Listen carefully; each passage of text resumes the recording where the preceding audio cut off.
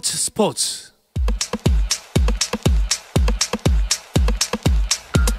금요일 저녁에 축구 이야기 축구장 가는 길 시작합니다. 서호정 축구 전문 기자, 또 월간 축구 전문지 포포트의 류청 기자와 함께합니다. 안녕하세요. 안녕하세요. 두 분 반갑습니다. 네. 얼마나 기다렸는지 몰라요. 예. 제가 축구 하는 거는 별로 안 좋아하는데 네. 보는 건 진짜 좋아하거든요.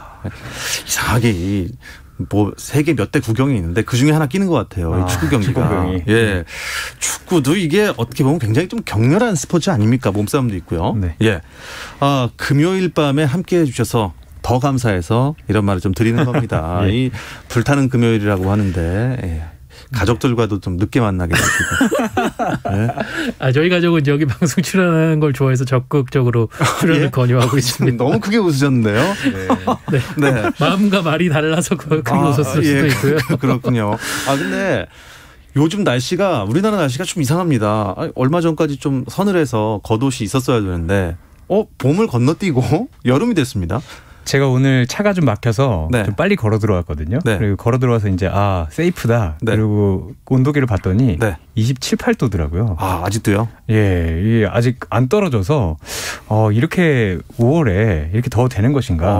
말씀하신 대로 지난주까지 추웠는데 지금 땀이 송글송글 납니다. 그러니까 선수들이나 뭐 취재하시는 분들이나 체력 관리 아주 힘드시겠어요? 그러니까 아직은 오후 2시 경기가 지금 진행이 되고 있는 시기거든요. 네.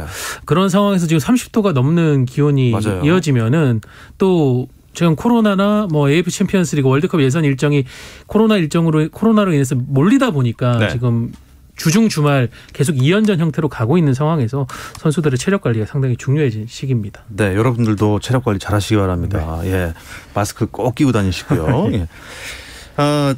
이번 주 축구계 이슈들을 쭉 짚어볼 텐데 이 제주 남기일 감독의 행동이 논란이 됐습니다. 어떤 일인가요? 일단 5월 8일에 제주와 수원FC가 경기를 했는데요. 경기 전까지는 당연히 이제 제주가 더 유리할 것이다.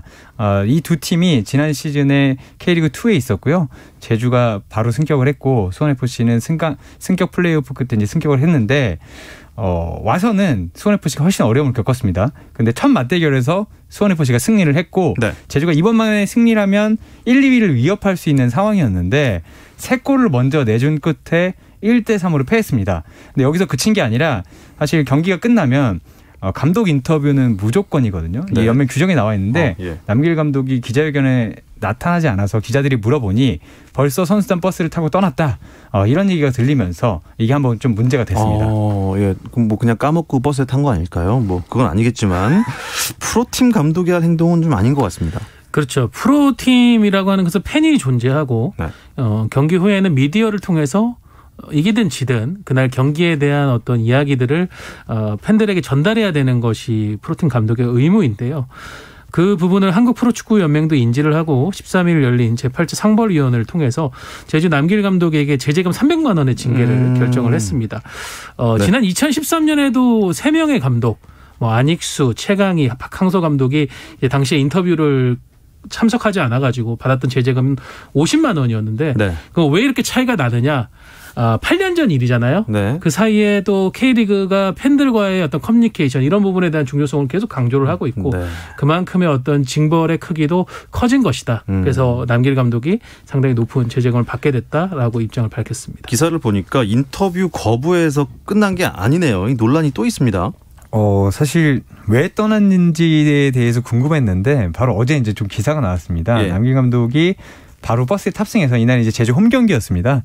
제주의 클럽하우스 돌아가서 선수들에게 다시 훈련장으로 나와라라는 얘기가 보도가 됐고요. 사실 선수들이 이제 거부해서 훈련을 하진 않았지만 그 보도가 나오면서 아니 그러면 기자회견을 거부한 데 끝나는 게 아니라 선수들을 경기 끝나고 다시 훈련을 시키려고 했던 것인가 라면서 좀 논란이 됐습니다. 오늘 못했으니까 집합 뭐 이런 건가요? 사실 야구나 이제 다른 종목 같은 경우에는 경기 후에 좀 곧바로 훈련이 있기도 합니다. 근데 그런 경우도 흔하지는 않죠. 축구 같은 경우에는 그 90분 동안 쏟는 에너지가 타 종목보다 좀 더 세기 때문에 네네. 경기 후에는 이제 간단한 회복 훈련 등은 진행하는 경우가 있지만은 남길 감독처럼 이제 훈련장에 집합을 해서 뭔가 어떤 훈련을 진행하려고 했던 의도 이런 걸 나타내는 경우는 쉽지 않은데 일단은 그 선수들이 거부 의사를 밝히면서 그날 훈련이 진행되지가 않았습니다. 이렇게 되면서 남길 감독의 장악력이나 리더십에 지금 빨간불이 켜진 게 아니냐라는 게 이제 최초 보도의 주된 내용이었었죠. 하지만 이런 갈등도 봉합이 되는 경우들이 많습니다. 해외 축구를 보면은 사실은 감독과 선수단 간의 의견이 맞지 않아서 네. 라커룸에서도 말다툼이 벌어지기도 하고 그런 식의 일들이 벌어지는데 중요한 것은 일단 이 갈등이 봉합이 됐다는 사실이에요. 그러니까 토요일 경기 다음날 일요일에 몇몇 베테랑들이 좀 어떤 우리의 의사가 그렇게까지 감독에게 반하는 것은 아니었다라고 해서 베테랑 선수들 중심으로 남길 감독과 미팅을 가졌고 월요일에 이제 선수들을 소집해서 훈련할 때 남길 감독도 내가 조금 감정적인 판단을 했던 것 같다라면서 사과를 하고 이제 수원과의 경기 수요일 열렸던 수원과의 경기에 나섰는데 어떻게 보면은 보도가 조금은 뒷북치기식의 그 내용이 좀 타이밍이 된 감은 있습니다. 자, 일단 제주가 같은 수원이네요. 수원 FC 그리고 수원 삼성한테 내리졌다는 소식을 전해주셨는데 일단 뭐 수원 FC전 리뷰를 잠깐 해주시죠. 어땠습니까? 수원 FC는 사실 제주가 올 시즌에 골은 많지 않았지만 아주 잘 지키는 축구를 했고요. 그리고 주민규 선수가 이제 부상에서 복귀해서 그 뒤부터 골을 터뜨리면서 네. 쭉 올라와서 3위까지 올라갔었거든요. 사실 이날 경기도 제주가 워낙 수비가 좋고 수원FC는 득점력이 좋지 않았기 때문에 제주가 이제 무난하게 이길 것이라고 봤는데 이날따라 이 제주의 수비가 세트피스에서 집중력을 좀 잃었습니다. 수비인 조유민 선수가 연속해서 두 골을 오른쪽 왼쪽에서 올라온 코너킥으로 득점을 했고요. 그 뒤에도 이제 한 골을 더 먹으면서 끌려가다가 마지막에 이제 이창민 선수가 한 골을 만회를 했습니다. 아마 남길 감독이 보기에는 제주가 지난 시즌에도 이렇게 무기력하게 진 적이 없는데 승점을 따야 할 때 따지 못하고 세트피스에서 너무 상대를 쉽게 내주는 바람에 집중력이 좀 떨어진 게 아니냐라고 하면 그 부분을 지적하고 싶었던 것 같습니다. 예. 그리고 수원 삼성에게는 어떻게 졌습니까? 이날 경기는 조금 더 어떻게 보면 수원 FC전보다 좀 충격이 크다고 할 수 있는데 전반에 이제 주민규 선수의 연속골로 2대0으로 앞섰습니다. 후반에 3골을 내리내주면서 역전패를 당했거든요. 그렇게 되면서 이제 밖에서 보기에는 어떤 남길 감독의 그런 집합훈련의 여파 아니냐. 좀 경기력이 전체적으로 응집력이 떨어지는 것이 그런 여파가 아니냐라고 하는데 이제 구단 얘기로서는 오히려 전반에 보였던 경기력은 상당히 좋았다. 후반에는 오히려 이 수비의 중심인 권한진 선수가 코뼈를 다치면서 교체가 됐고 예. 김영욱 선수가 퇴장당하면서 이제 수적 열세 상황에서 결국은 역전패를 당한 거거든요. 전반적인 경기 내용을 봤을 때는 오히려 팀이 좀 결집되면서 좋은 모습을 보이려고 했지만 불운이 겹치면서 역전패를 당한 것이지 어떤 무기력한 패배 이런 것은 아니지 않느냐 이런 얘기를 했습니다. 야, 그래도 2대0으로 이기다가 3대2로 역전패를 당하면 충격이 가시려면 좀 시간이 필요할 것 같습니다. 수원 삼성이 제주에게 이겼는데 그 전에 전북과의 경기가 있었잖아요. 네, 사실 이 경기가 백승호 더비라고 했었나요? 네. 보통 저희가 그렇게 표현을 했었어요. 백승호 더비였는데 나온 것은 이제 수원이 키운 아이들이 나와서 메탄소년단이라고 하는 그 아이들이 나와서 젊은 선수들이 나와서 전북에 이제 3골을 넣으면서 전북을 완벽하게 두들겨 3대1로 승리를 했거든요. 네. 사실 뭐 백승호 더비로 관심을 모았지만 더 관심을 모은 건 박건하 감독의 지도력과 메탄 고등학교에서 키워낸 뭐 정상빈 이런 선수들의 경기력이 관심을 모았고 사실 수원 삼성이 최근 4경기 연속 무패고요. 어려울 줄 알았던 전북과 제주전을 모두 잡았습니다. 그러면서 2경기에서 6골을 터뜨리면서 수원 삼성처럼 키워서도 네. 잘할 수 있구나 이런 모습을 시즌 중반이지만 보여주고 있습니다. 만만한 팀이 아니지 않습니까? 전북이?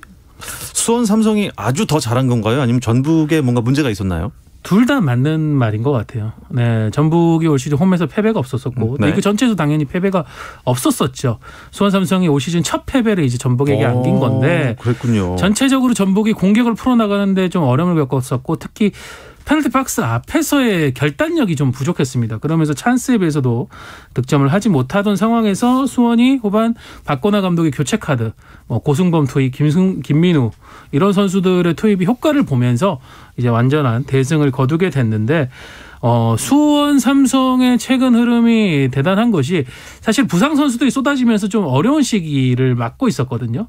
그 시기를 버텼다가 이제 한두 명씩 부상 선수들이 이제 그라운드로 복귀를 하면서 이 효과가 났고 앞서 유치원 기자가 얘기해 주신 대로 정상빈 선수를 비롯한 어린 선수들의 시너지 효과까지 더해지면서 그야말로 무서운 기세가 올라오고 있습니다. 예, 뭐 아까 류청 기자가 잠깐 말씀하셨습니다. 메탄소년단이 활약을 벌였다.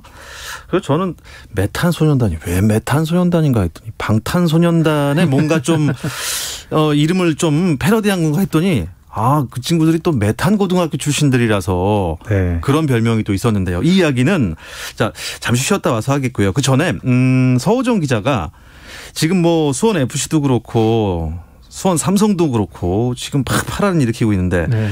순위를 한번 짚어주시죠. 수원의 두 팀이 지금 리그 순위표에 파란을 일으키고 있는데요.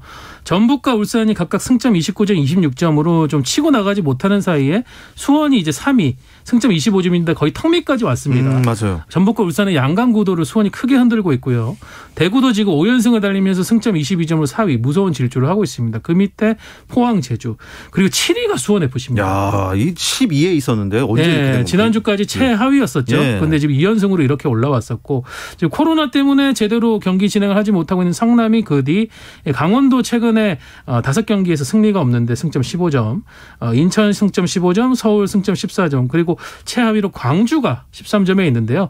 7위부터 12위까지 승점 3점 차기 때문에 정말 한 경기 결과에 따라서 확 뒤집어질 수 있는 촘촘한 상황들입니다. 그렇습니다. 인천은 올해도 어떻게 좀 찬바람이 불어야 잘할까요?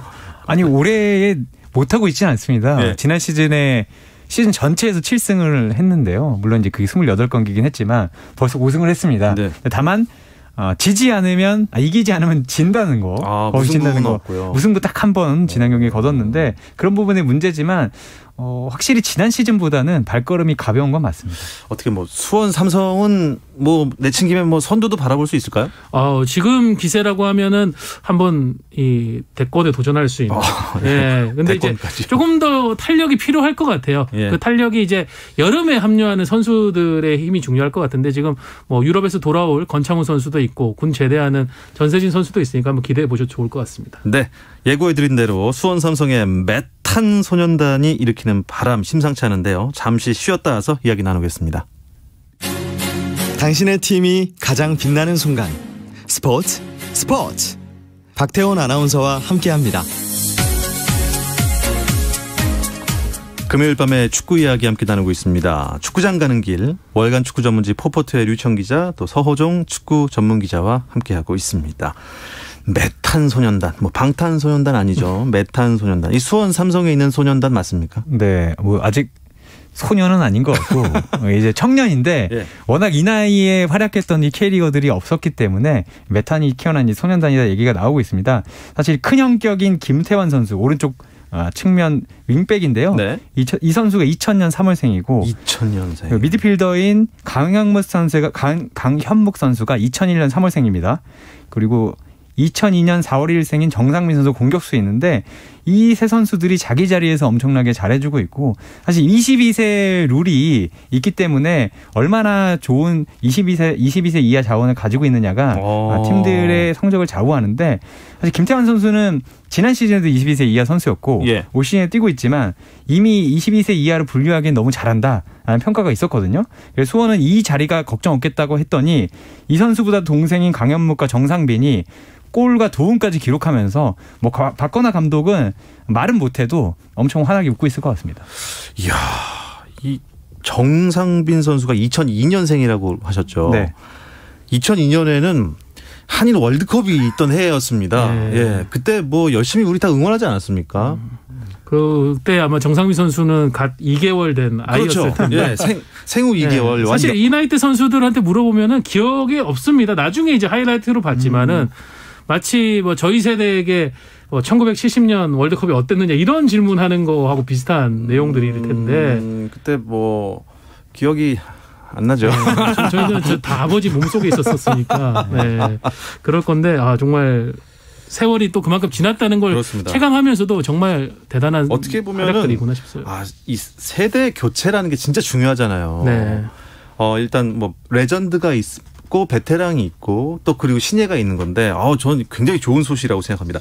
이 정상빈 선수 얘기 조금 더 해주세요. 일단 정상빈 선수는 다른 것보다 왜 저기서 차지하는 이야기가 많이 나옵니다. 이게 그게 무슨 말씀인가요? 사실 공격수들이 리듬을 잘 타야 된다고 하잖아요. 그리고 리오넬 메시 같은 경우에는 화려한 기술이라기보다는 수비수들의 리듬을 완전히 뺏으면서 공을 안 칠 것 같을 때 치고 가고 치고 갈 줄 알았는데 서고 뭐 방향을 바꾸고 이래서 수비수들이 넘어지는 모습이 많이 연출되는데 정상근 선수는 다른 건 모르겠는데 침투해서 슈팅을 날릴 때까지 엄청나게 빠르고요. 그 타이밍을 선배인 골키퍼들이 전혀 잡지 못할 정도로 좋은 타이밍에 차기 때문에 득점력이 상당히 좋고 일단 골대 앞에서 절대 겁을 내지 않습니다. 저는 그게 가장 무서운 점이라고 봅니다. 골대 앞에서 겁을 내지 않는 것. 이게 어떻게 보면 우리나라 대표팀에 가장 필요한 거 아닙니까? 사실은 판단 그리고 그 다음에 동작까지도 거침이 없다는 거죠.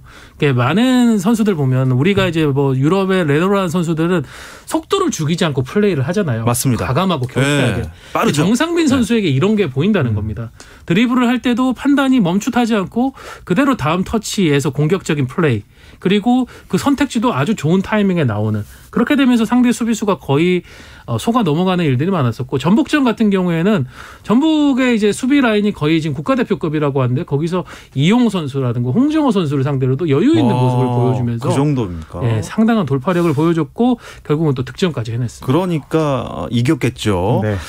피지컬 그 몸집은 어떻습니까? 몸집이 크지 않습니다. 크지 그러니까 큰 키가 절대 아닌데 다부지고요. 예. 폭발력이 상당히 좋기 때문에 사실 정근 선수가 아주 주목을 못 받았다기보다는 다른 선수들이 더 주목받는 선수들이 있었어요. U22 선수들 중에. 네. 근데 정광훈 선수는 뭐 서울이라든가 울산이라든가 그러니까 어린 선수들이 긴장할 만한 경기에서 골을 터뜨리면서 이 선수 물건이다 이런 평가를 좀 듣고 있습니다. 멘탈이 좀 강한가 봐요. 굉장히 대범하죠. 그 나이에. 예, 큰 경기에서 특히 강한 모습 그리고 승부욕도 상당하고요.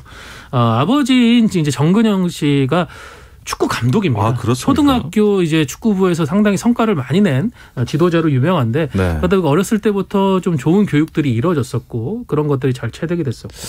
그러니까 많은 팬들이 아마 이 선수를 그 스타일을 궁금해하실 건데 가장 이제 딱 떠올리기 쉬운 선수 음바페에 많이 비유가 돼요. 네, 음바페 선수처럼 소위 최근에 저희가 얘기하는 인버티드 윙어라고 해가지고 파리 생제르맹 빠른 스피드를 지녔지만은 측면뿐만이 아니라 중앙에서도 사실상 스트라이커 같은 역할을 해줄 수 있는 선수. 뭐 또 맨유의 레시포드, 도르트문트의 이제 제이든 산초 이런 유형의 선수하고 상당히 흡사하다는 평가를 받고 있어요. 혹시 뭐 해외 진출하는 거 아닙니까? 이렇게만 한다면 못할 이유가 없어요. 그 정도로. 야, 귀추가 주목되는 정상빈 선수에 대해서 얘기를 나눠봤는데 이게 또 저희가 방송을 하면 그쪽에서도 분명히 또 이 주목을 받고 있으니까 더 인기가 많아질 거예요. 월드컵 퀴즈인데 월드컵 퀴즈들 더 있지 않나요? 어떤 선수들이 있죠? 네, 2002년생들이 꽤 있는데요. 광주에 엄시성 선수. 네, 사실 광주의 유명한 엄시는 엄원상 선수였는데 엄원상 선수가 없어도 이 선수가 이제 슈팅력이 아주 좋은 선수고요. 울산에 이제 강윤구 선수가 있는데 사실 이 선수가 가장 주목받았습니다. 울산 메시다.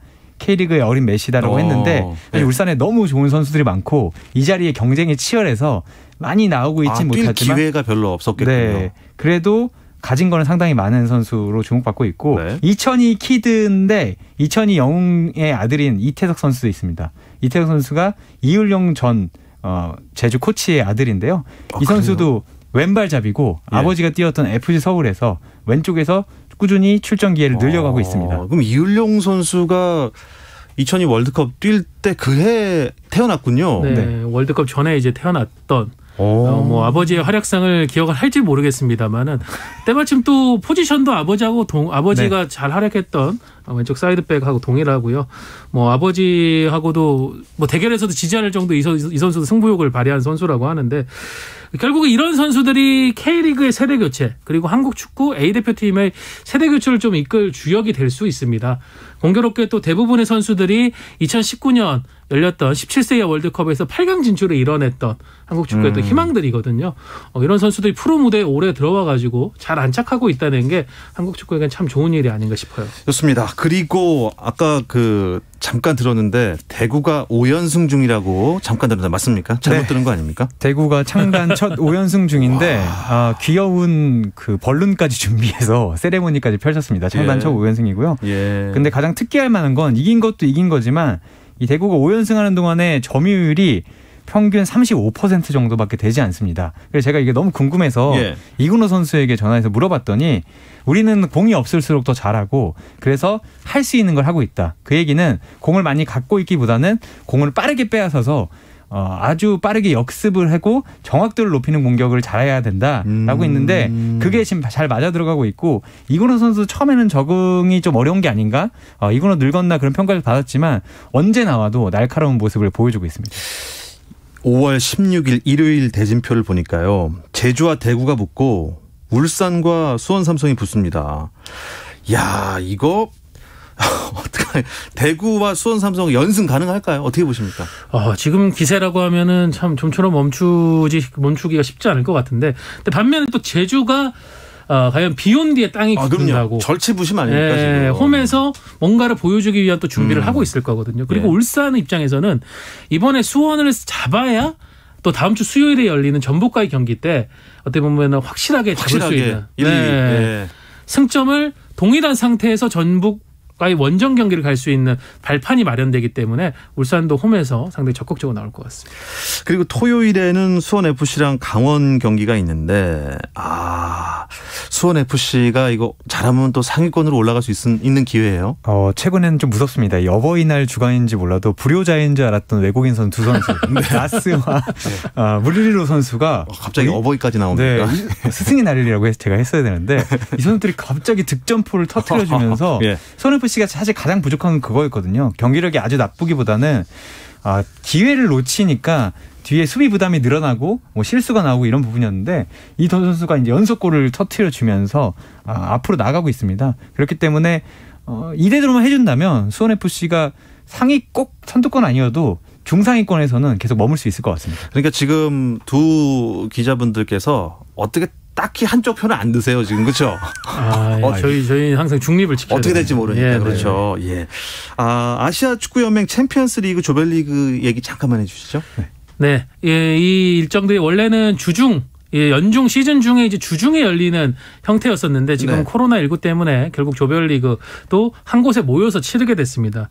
근데 이제 태국에서 열리는 일정에 울산과 포항은 참가하는 게 돼 있었는데 나머지 두 팀, 전북과 대구가 어디에서 경기를 할지 사실은 결정이 안 되고 있었거든요. 예. 최근에 결정이 됐습니다. 됐습니까? 우즈베키스탄에서 열립니다. 우즈베키스탄. 예, 그래서 이 두 팀은 우즈베키스탄 이동을 해야 하는데 약간 희비가 갈리는 게 우즈베키스탄도 덥고 태국도 덥지만 태국은 습도가 있다. 그래서 지금 이 한 곳에서 모여서 짧은 기간 동안 경기를 해야 되다 보니까 3, 4일에 한 경기씩 치러야 되는데 체력 부담 면에서 태국이 더 부담스럽다는 게 울산과 포항 쪽의 입장이고 반면에 뭐 전북과 대구는 조금은 더 회복이 빠를 수 있겠다. 이런 면에서 우즈베키스탄행을 좀 그나마 반가워하는 표정입니다. 그래도 잘 싸웠으면 좋겠습니다. 네, 이 이야기 끝으로 금요일 저녁 축구 이야기 축구장 가는 길은 마무리하겠습니다. 서호정 축구 전문 기자 또 월간 축구 전문지 포포투의 류청 기자 두 분 고맙습니다. 감사합니다.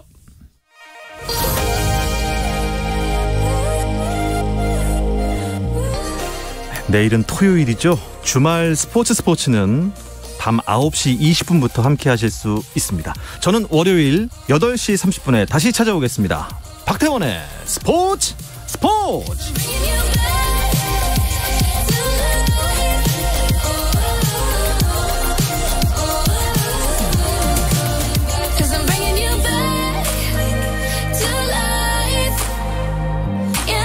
You're gone, but I swear that you're here. It's a feeling I won't